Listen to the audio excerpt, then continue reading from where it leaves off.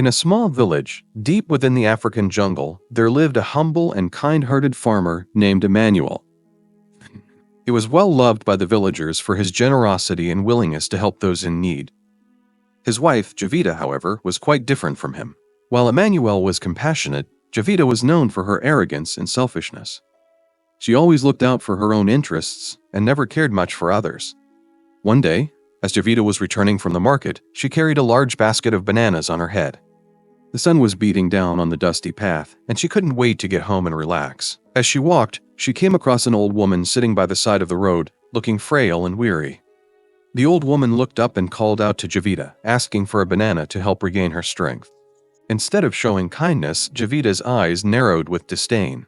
She clutched the basket tightly to her chest and scoffed at the old woman.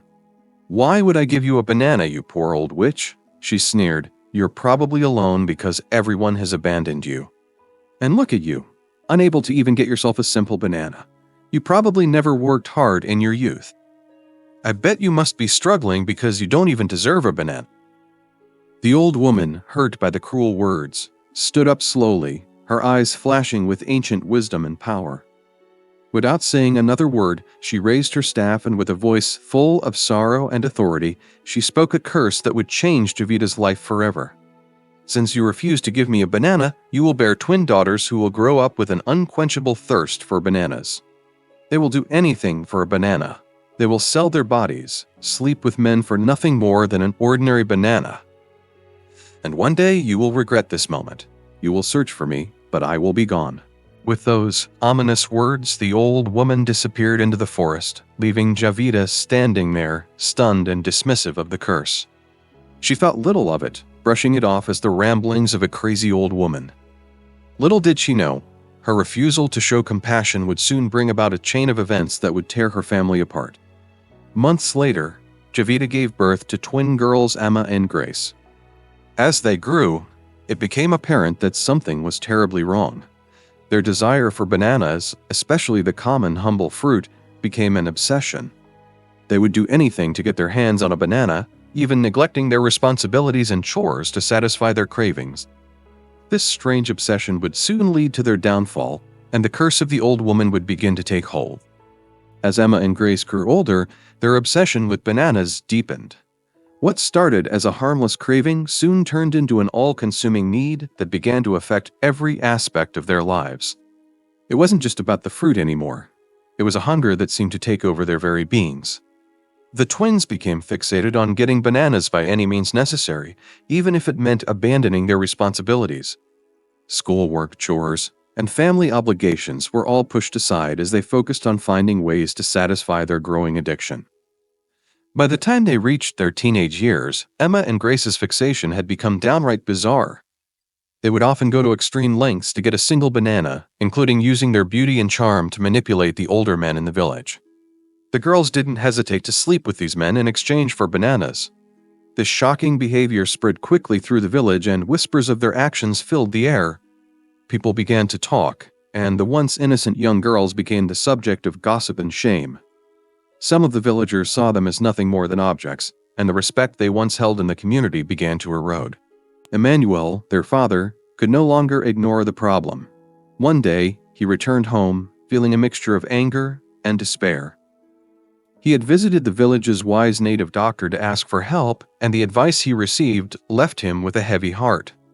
The native doctor had suggested that he ask his wife, Javita, about the cause of their daughter's behavior. Confused and frustrated, Emmanuel knew that there was something deeply wrong with his daughters, but he couldn't pinpoint the root of the issue. When he confronted Javita at home, her face fell and she hesitated. She knew that the truth couldn't be hidden any longer. With a heavy sigh, she confessed to Emmanuel what had happened. She told him about the old woman she had met on her way back from the market, the woman who had asked for a banana, and how she had insulted her and refused to share. The curse that followed, Javita explained, was the reason their daughters had fallen into this strange and disturbing behavior. Emmanuel listened in stunned silence, his heart sinking as he realized the gravity of the situation. The consequences of Javita's cruelty had caught up with him in the worst way possible. Determined to set things right, he told Javita, "We need to find that old woman. We need to ask for her forgiveness and undo this curse before it destroys our family." But finding the old woman wouldn't be easy, and the path ahead would bring even more trouble than they could ever imagine. One day, a sleek black car pulled up to Emmanuel and Javita's modest home, its engine purring smoothly to a halt. The car door swung open, and out stepped Chief Ahmed, a wealthy billionaire from the city, accompanied only by his driver. He had come to visit a friend in the village but was instantly captivated by the beauty of Emma and Grace.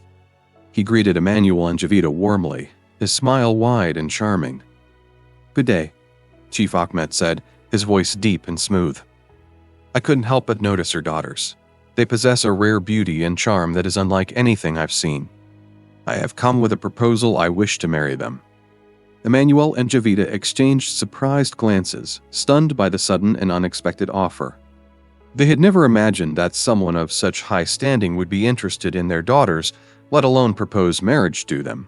Chief Ahmed's proposal was nothing short of a shock, and while they were honored by his interest, they couldn't ignore the weight of the situation.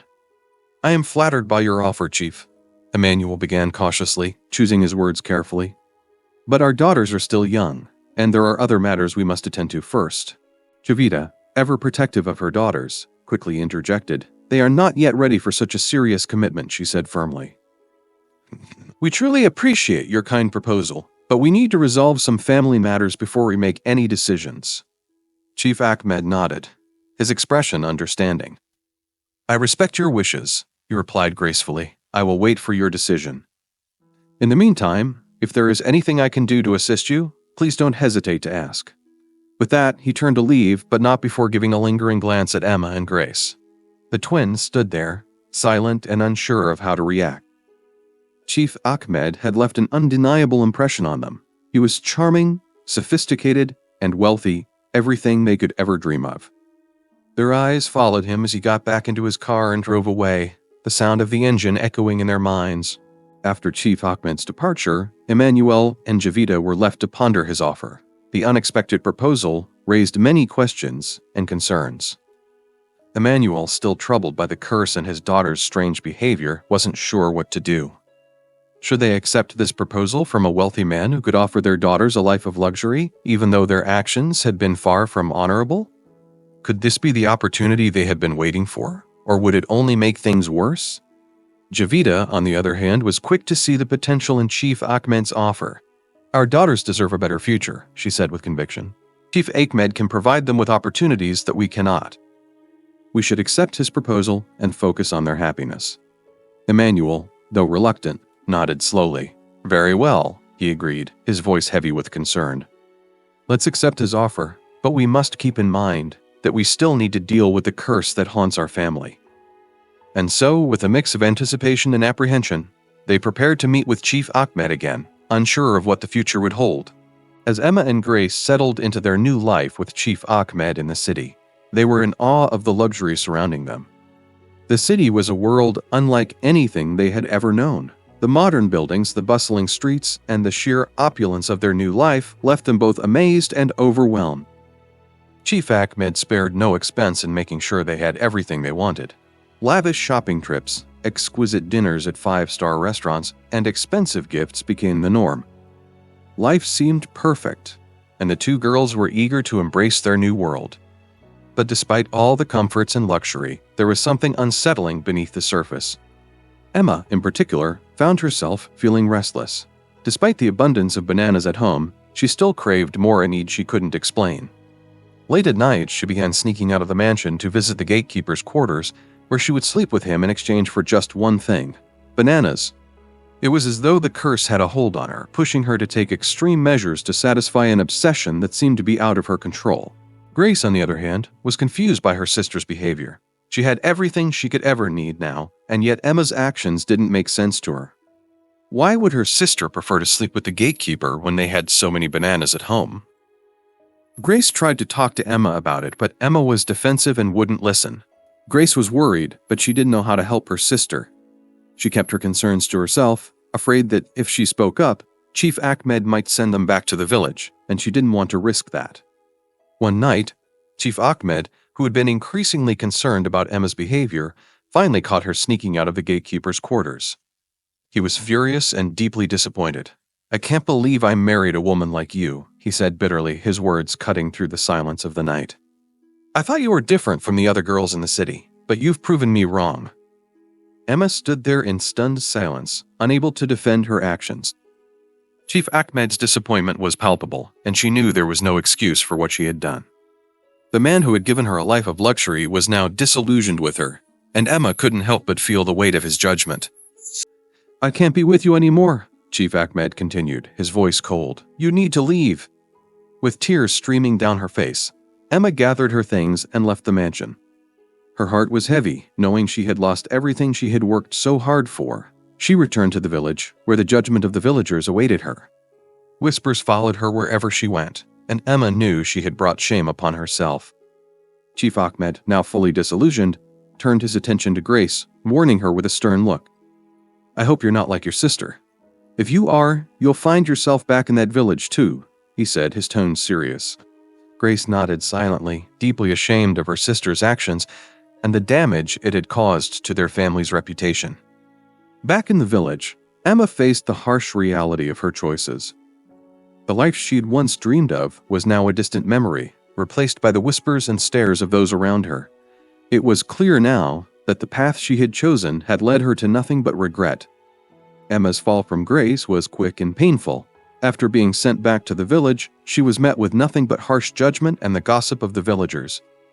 The whispers followed her everywhere she went, reminding her of her failure, the shame of her actions, and the life she had lost. She couldn't escape it, no matter how hard she tried. The life of luxury and comfort she had enjoyed with Chief Ahmed felt like a distant dream, and now in the village she was left to face the consequences of her reckless behavior. The pain of rejection became unbearable for Emma. Unable to handle the shame, she made a decision. She couldn't live with the judgment any longer. She would find a way to return to the city, to Chief Ahmed. Emma knew that Grace was still there, living the life she'd once dreamed of, and Emma couldn't stand the thought of being left behind, forgotten, and alone.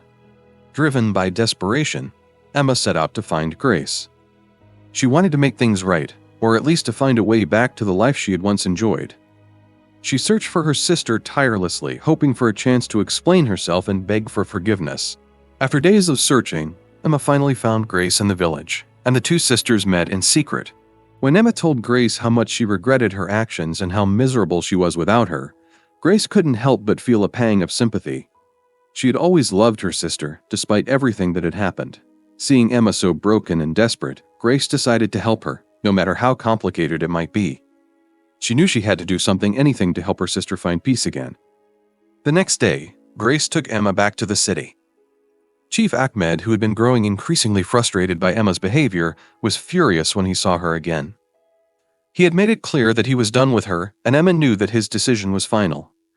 Still, Grace pleaded on her sister's behalf, urging Chief Ahmed to give Emma one last chance. After much back and forth, Chief Ahmed reluctantly agreed to forgive Emma, but only under one condition: Emma could no longer be his wife. The marriage was over, and Emma had to accept the consequences of her actions.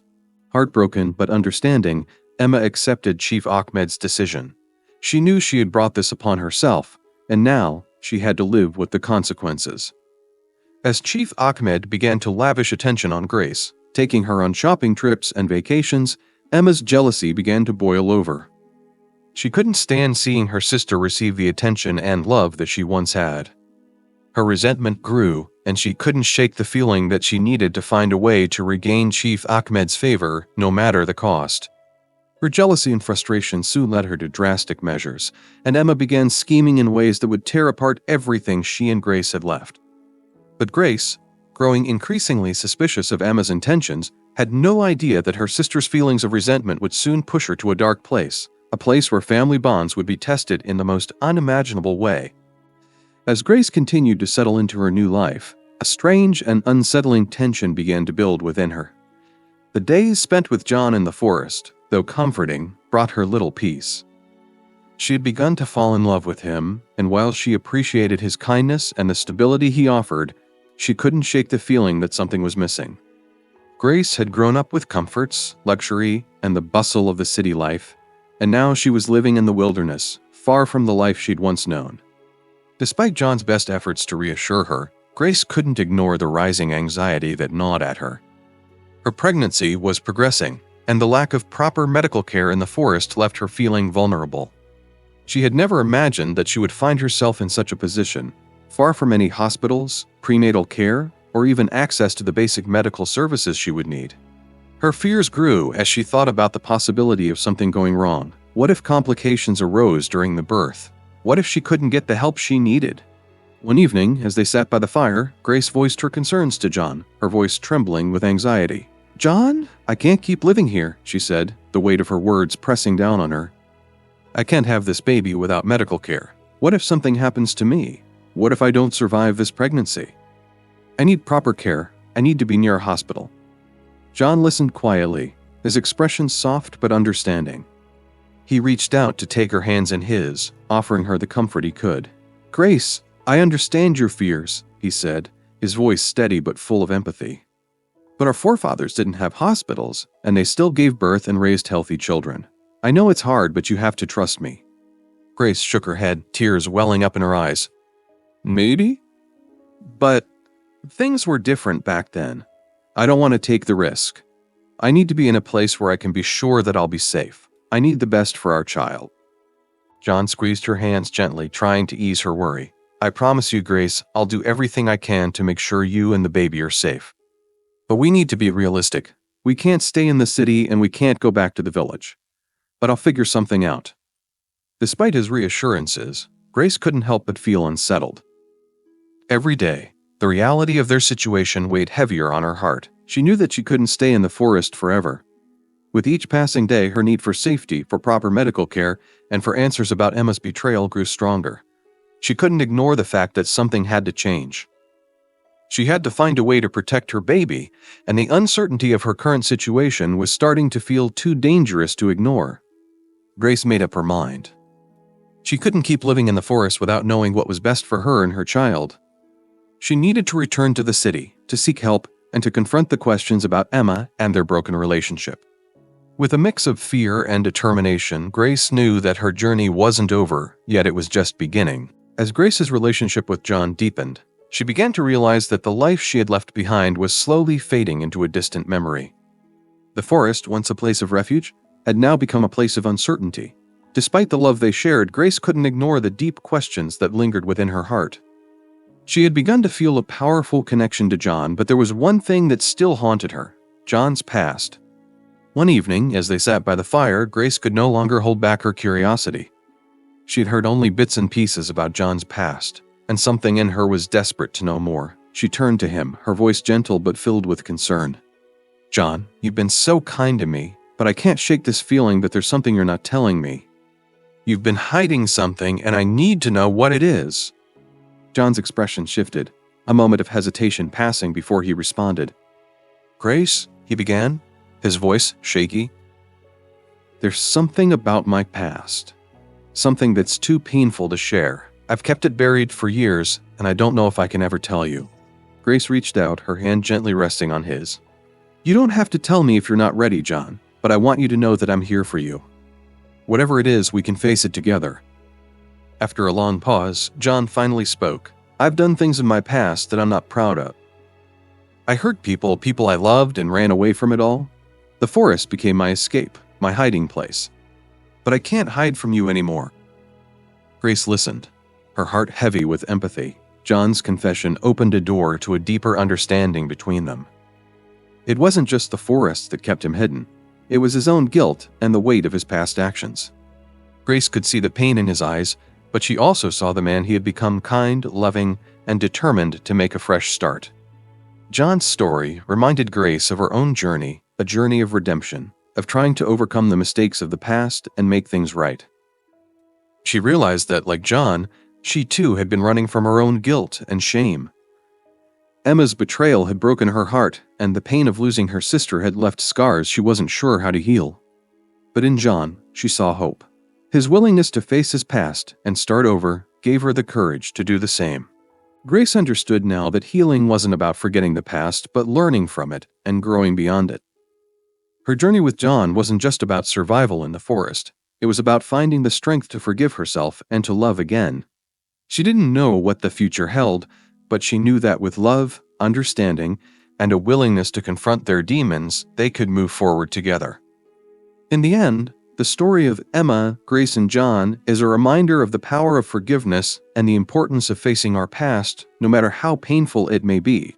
It teaches us that true healing comes not from running away but from confronting the mistakes we've made and allowing ourselves to grow. Just like Grace and John, we all have the ability to change, to learn from our mistakes, and to find redemption. And in that, we can begin to live our lives with more purpose, love, and understanding.